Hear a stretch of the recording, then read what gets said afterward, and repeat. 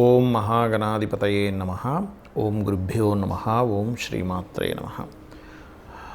మనం ఈరోజు రాబోయే 6 నెలల పాటు, ఎందుకు 6 నెలల పాటు అనేటువంటి విషయాన్ని తీసుకుంటున్నామంటే, ఈ గురువు శని మెయిన్గా ఇప్పుడు డబుల్ ట్రాన్సిట్ ఒక భావం మీద ఇస్తున్నప్పుడు ఆ 2 గ్రహాలు వక్రిస్తాయి. ఎప్పుడు వక్రించనున్నాయి అంటే జూలై మాసం నుంచి, ఆల్మోస్ట్ జూలై మిడిల్ నుంచి శని వక్రిస్తాడు. ఇప్పుడు మీన రాశిలో ఉండే శని వక్రిస్తాడు. దాని తర్వాత అక్టోబర్ మిడిల్ నుంచి ఆల్మోస్ట్ గురువు వక్రిస్తాడు. సో అక్టోబర్లో అయినా జూలైలో శని భగవానుడు ఇద్దరు వక్రించినప్పుడు, ఇప్పుడు స్ట్రైట్గా ఉన్నప్పుడు ఇచ్చే ఫలితాలు, వక్రించినప్పుడు ఇచ్చేటువంటి ఫలితాలు, మరియు దీంతోపాటు ఈ కేతువు కుజుడు మనం పిశాచయోగం గురించి చెప్పుకుంటూనే ఉన్నాం. రకరకాల ఇబ్బందులు అవన్నీ కూడా. ఇది దేశకాల పరిస్థితుల్లో ఎటువంటి మార్పులను తెస్తుంది, అలాగే ఈ వక్రించి మరలా ముందుకు వెళ్ళేటువంటి విషయాల్లో ఎటువంటి ఫలితాలు ఉంటాయి అనేటువంటి విషయాలని ఇప్పుడు మనం ఒక్కొక్క లగ్నరీత్యా, లగ్నం తెలియని వారు రాశి చూసుకోవచ్చు, తప్పేం కాదు. ఎందుకంటే రాశి ఫలాలు వేరు, లగ్నరీత్యా గ్రహాలు మార్పులు చెందినందుకు ఆ లగ్నం నుంచి ఆ యొక్క గ్రహాలు ఎటువంటి ఫలితాలు ఇస్తాయి, అందులో మంచి ఫలితాలు ఉంటాయి, జాగ్రత్తలు ఉంటాయి. ఎవరెవరు ఎటువంటి జాగ్రత్త తీసుకుంటే బాగుంటుంది అనేటువంటి విషయాల్ని చెప్తుంది నేనైనప్పటికీ కూడా చెప్పిస్తుంది సాక్షాత్ లలిత అమ్మవారిగా భావిస్తూ మనం తెలుసుకుందాం. కర్కాటక లగ్నము, కర్కాటక రాశి. కర్కాటకం వారికి ప్రస్తుతం ఉన్నటువంటి గ్రహస్థితి డబుల్ ట్రాన్సిట్ అనేది 6వ భావం మీద చూపిస్తుంది కాబట్టి అప్పులు లభిస్తాయి. కాకపోతే కర్కాటకం వారికి జూన్ మాసంలో ఒక స్త్రీ మూలకంగా ఉద్యోగ సంబంధించిన విషయంలో కొంత ఇబ్బంది రావడం జూన్ మాసంలో గుర్తుపెట్టుకోండి. అది ఎవరైనా కావచ్చు, ఇంట్లో భార్య కావచ్చు, అక్క చెల్లెలు కావచ్చు, అన్నదమ్ములు, మన ఫ్రెండ్స్ కావచ్చు, జాబ్ చేస్తున్న దగ్గరే ఒక బాస్ రూపంలో రావడం కావచ్చు, ఎవరైనా కొంచెం వారితో స్నేహభావంతో ఉండాలి, లేకపోతే వారి వల్ల ఇబ్బంది వచ్చే ఛాన్సెస్ ఎక్కువగా చూపిస్తున్నాయి. దశమ శుక్రుడు అయినందుకు సహజంగానే కర్కాటకం వారికి శుక్రుడు పాపి కాబట్టి ఆ పాపి కేవలం దశమంలో ఉన్నందుకు ఇబ్బంది కాదు. అక్కడ ఉంటూ దానికి కోణస్థానంలో కుజకేతువులు ఉన్నారు కాబట్టి ఈ విషయాల్లో మరలా ఈ శుక్రుడు ఎప్పుడైతే మీకు అక్టోబర్ నవంబర్ మాసాల్లో ఈ యొక్క సింహంలో అంటే ధనస్థానంలోని మరియు నీచ స్థానంలోకి వెళ్తున్నప్పుడు మీరు చేస్తున్న ఉద్యోగంలో ఎవరికైనా మనీ ఇవ్వడం ద్వారా గొడవలు రావడం, స్త్రీ మూలకంగా గొడవలు రావడం, మిస్కమ్యూనికేషన్స్ అవ్వడం, మీరు మంచిగా చెప్పినా సరే అవతల వాళ్ళు ఇంకో రకంగా ఊహించుకొని మీరు ఏదో తప్పుగా అనుకుంటున్నారని చేయడం. అయితే ఇది ఓన్లీ పురుషులకు మాత్రమే కాదని స్త్రీలకు కూడా వర్తిస్తుంది.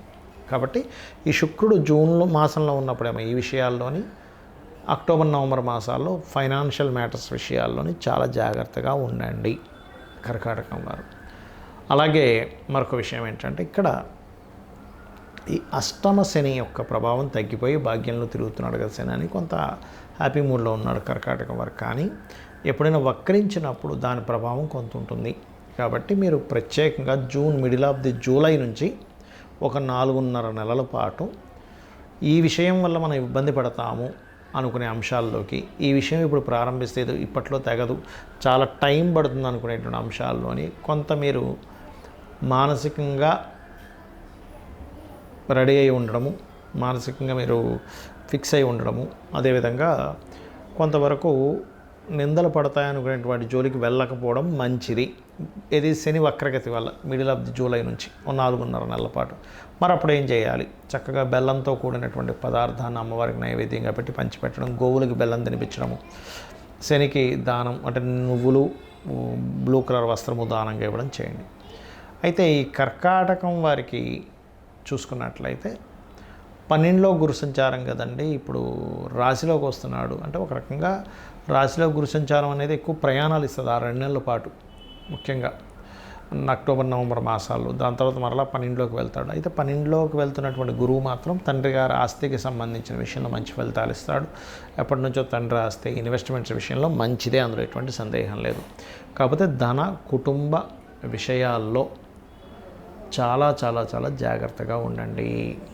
ఈ జూలై 15 తర్వాత శని వక్రగతి అని చెప్పుకున్నాం. అదేవిధంగా అక్టోబర్ 15 తర్వాత నుంచి గురువు వక్రగతి, ఈ కుజకేతువులు కలయిక, ఈ శుక్రుడు మేషంలో ఉండడం, తర్వాత ఇప్పుడు మేషంలో జూన్ మాసంలో మేషంలోని, మరియు అదేవిధంగా అక్టోబర్ నవంబర్ మాసాల్లో ఆల్మోస్ట్ మీకు నీచబడ్డము అండ్ సింహంలో శుక్రుడు. ఈ సమయాల్లో అసలు గోచార రీత్యా ఏమిటి అంటే, ఒకటి మొట్టమొదటిగా మీకు జరిగేవి ఏమిటి అంటే, ఎక్కువగా స్త్రీల పట్ల ఎక్కువగా మనకు చూడండి, ఒక్కోసారి మనం చాలా కేసెస్ చూస్తుంటాం, సామూహికంగా ఇట్లా చేశారని, స్త్రీలకు ఇట్లా అభద్రతాభావం, ఇట్లాంటివి మనం చూస్తూ ఉంటాం. ఒకటి. రెండవది వాహన ప్రమాదాలు జూన్ మాసంలోనే చూపిస్తుంది, మరియు అక్టోబర్ నవంబర్ మాసాల్లో కూడా ఇంకొంచెం ముందు, అక్టోబర్ కంటే ముందు కూడా కొంత ఒక 10-15 రోజులు చూపిస్తుంది. ఆ పర్టికులర్ టైమ్స్లో అన్ని రాసుల వారు వాహనాల మీద వెళ్ళేటప్పుడు, ముఖ్యంగా ఫ్లైట్ కానివ్వండి, ట్రైన్ కానివ్వండి, బస్ కానివ్వండి, ఎలక్ట్రికల్ రిలేటెడ్ సంబంధించిన కొంతమంది ఇట్లా ఒక రోప్లాగా ఉండి ప్రయాణం చేస్తుంటారు. అట్లాంటి వాటిలో కానివ్వండి, ముఖ్యంగా ప్రయాణాల విషయంలో ఎందుకు చెప్తున్నాను ఈ మాట అంటే, ప్రయాణాలకి వాహనాలకి కారకుడు శుక్రుడు. కాబట్టి శుక్రుడు ఎప్పుడైతే మీకు మేషంలో ఉండి కుజకేతువులు కోణంలో ఉన్నా, లేదా కేతువు ఉన్నటువంటి ప్రదేశంలో శుక్రుడు వెళ్తున్నా, ఎందుకంటే కుజకేతువులు కేవలం 2 నెలలే ఉంటారు, జూన్ జూలైలోనే ఉంటారు. ఈ యొక్క పిశాచ యోగం జూన్ జూలై మాసంలోనే ఉంటుంది. దాని తర్వాత కుజుడు మన ఈ యొక్క కన్యారాశిలోకి, దాని తర్వాత ఈ యొక్క తులారాశిలోకి ఎంటర్ అవుతాడు. కాబట్టి జూను, అదేవిధంగా అక్టోబర్ నవంబర్ మాసాల్లో చాలా జాగ్రత్తగా ఉండాలి. ఎందుకంటే అక్టోబర్ నవంబర్ మాసాల్లో ఈ శుక్రుడు సింహరాశిలో ఉండే కేతువుతోని దాని తర్వాత నీచ పొందుతున్నాడు. అంటే శుక్రుడు ఎప్పుడైనా నీచపడుతున్నప్పుడు స్త్రీలకి ఇబ్బంది ఉంటుంది, వాహనాల మీద వాహన సంబంధంగా ఉండే ప్రయాణాలకి ఇబ్బంది ఉంటుంది. మీరు ఎప్పుడైనా చూసుకోండి, మీరు ఎనీ వాహన పెద్ద ప్రమాదాలు జరిగినప్పుడు ప్రపంచవ్యాప్తంగా మొత్తం తీసుకుంటే శుక్రకేతువులు కలయిక, లేదా శుక్రుడు పాడవడము, శుక్రుడు పాపకత్తిలో ఉన్నప్పుడే ఈ అఘాయిత్యాలు కానివ్వండి స్త్రీల పట్ల మరియు ప్రమాదాలు కానీ జరుగుతూ ఉంటాయి. మరి ఈ శని వక్రిస్తున్నాడు కదా దేశవ్యాప్తంగా, ఎటువంటి ఫలితాలు ఇస్తాడు ఇక్కడ అని చెప్పి చూసుకున్నట్లయితే, ఈ వక్రగతి వల్ల ఏమవుతుంది అంటే, ఇక్కడ మెయిన్గా శని భగవానుడు మీనం నుంచి వక్రించినందుకు ఈ 4.5 నెలల పాటు కొంచెం, ఇప్పుడు చూడండి రకరకాల దేశాల్లో యుద్ధాలు ఇవన్నీ మనం చెప్పుకున్నాం 3 నెలల క్రితమే. విశ్వవసునామ సంవత్సరం వచ్చేటప్పుడు కుజుడు నీచ పొందుతున్నాడండి. కుజుడు దాని తర్వాత రకరకాల ఇది ఇస్తాడు, జల సంబంధంగా యుద్ధాలు ఇస్తాడని మనం చెప్పుకున్నాం, జల సంబంధంగా గొడవలు ఇస్తాడని చెప్పుకున్నాం. అయితే ఎప్పుడైతే మీకు ఈ యొక్క శని వక్రిస్తాడో ఆ 4.5 నెలలు కొంత రిలీఫ్ వస్తుంది, కొంత రిలీఫ్ గుర్తుపెట్టుకోండి. అంటే కొంచెం యుద్ధ సంబంధించింది కొంచెం తగ్గుతుంది అక్కడ, కానీ మరలా వక్రగతి పోయి మళ్ళీ స్ట్రైట్ అయినప్పుడు మాత్రం మళ్ళీ ఇబ్బంది ఇస్తూ ఉంటాడు. ఎందుకంటే శని గురురాశుల్లో సంచరించేటప్పుడు, నేను చాలా రోజుల క్రితం చెప్పాను ఈ మాట, ఏమంటే 2.5 సంవత్సరాలు ఉంటాడు అక్కడ. గురువులకి ముఖ్యంగా హెల్త్ పరంగా బ్రెయిన్ రిలేటెడ్ ఇష్యూస్ ఏమైనా ఉంటే వెంటనే చూపించుకోండి అనేటువంటిది. మరియు అదేవిధంగా ధార్మికంగా ఉండేటువంటి అనేకమైనటువంటి విషయాల్ని కొట్టిపడేయడము, అధర్మమే తాండవం ఆడము అనేటువంటిది నేను చెప్పాను మీకు.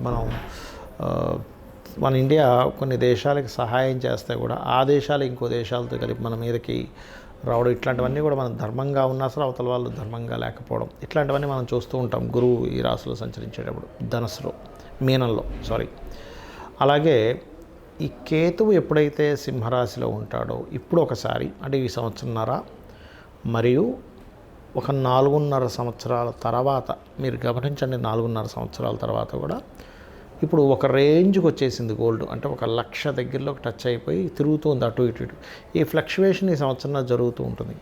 కానీ ఒక శుభవార్త ఏమిటంటే, ల్యాండ్ రేట్స్ ఇప్పుడు మొత్తం రియల్ ఎస్టేట్ పడిపోయిందని ఎవరైతే బాధపడుతున్నారో, రియల్ ఎస్టేట్ వాళ్ళకి పనులు లేవో, ఒక భూమి అమ్ముదామంటే రేట్ లేదో, అంటే ఆగిపోయి ఉంది, తగ్గట్లేదు కానీ ఆగిపోయింది. ఆగినటువంటి భూమి యొక్క ధరలు పెరుగుతాయి, ఖచ్చితంగా పెరుగుతాయి, అందులో ఎటువంటి సందేహం లేదు. కాబట్టి నిరాశ నిస్పృహలను వదిలేసండి. ఇక భూముల మీద ఇన్వెస్ట్మెంట్ చేసామండి, కొన్ని కోట్ల రూపాయలు ఇన్వెస్ట్మెంట్ చేసిన వాళ్ళు ఉన్నారు ల్యాండ్స్ మీద. ఎట్టి పరిస్థితుల్లో ఈ రాబోయే సంవత్సరంన్నర రేట్లు పెరుగుతాయి. గోల్డ్ రేట్ అయ్యో 1,00,000కి వెళ్ళిపోయింది, ఏంది ఇంకొక 6 నెలల్లో 2 లక్షలకి వెళ్ళిపోద్దేమో అనుకునే భయం అక్కర్లేదు. కొంత అక్కడదే ఆగుతుంది. మరలా మీకు 4.5 సంవత్సరాల తర్వాత మళ్ళీ మీకు అక్కడ కూడా మళ్ళీ బాగా అక్కడ ఆగుతుంది. కాబట్టి ఈ జాగ్రత్తలు ఈ విషయాల్లో తీసుకుంటూ ఉండాలి. కాకపోతే అందరూ కూడా ఏ రాశి కానివ్వండి, ఏ లగ్నం కానివ్వండి, అందరూ కూడా చేయవలసింది ఏంటంటే ఉపాసనా స్థానము అంటారు. అంటే మనం ఏదైనా ఒక దేవతని కానీ ఎవరినైనా సరే ఉపాసన చేసేటువంటి స్థానంలో రవిరాశిలో కేతు ఉన్నందుకు గణపతిని, స్కందుణ్ణి, సూర్యభగవానుణ్ణి మనం ఎంత ఆరాధిస్తూ ఉంటే మీకు గణపతి రూపంలో మీకు ఒక ఉపాసన ఎవరైతే ఎక్కువ గణపతిని చేస్తారో రాబోయే ప్రమాదం ఇలా రాబోతుందని గణపతి స్వప్నంలో కనబడి చెప్పడం కూడా జరుగుతుంది, గుర్తుపెట్టుకోండి. ఎందుకంటే ఈ కలియుగంలో కలౌ చండీ వినాయక అంటారు. అంటే చండీ ఆరాధన, గణపతి ఆరాధన చక్కటి ఫలితాలు ఇస్తుంది కలియుగంలో. వేరే ఆరాధన చక్కటి ఫలితాలు ఇవ్వదని కాదు, కలియుగ దైవమైనటువంటి వెంకటేశ్వర స్వామి ఆరాధన ఇవ్వదా అంటే అలా కాదు, అని ఎక్కువ ఫలితం ఇస్తుందని మన శాస్త్రవచనం. కాబట్టి స్కందుణ్ణి, గణపతిని, సూర్యుని ఎక్కువ ఆరాధించండి. మీరు ఎటువంటి ఇబ్బందుల్లో పడకుండా ఆ యొక్క స్వామివారు మిమ్మల్ని రక్షించి తీరుతారు. శ్రీమాత్రే నమః.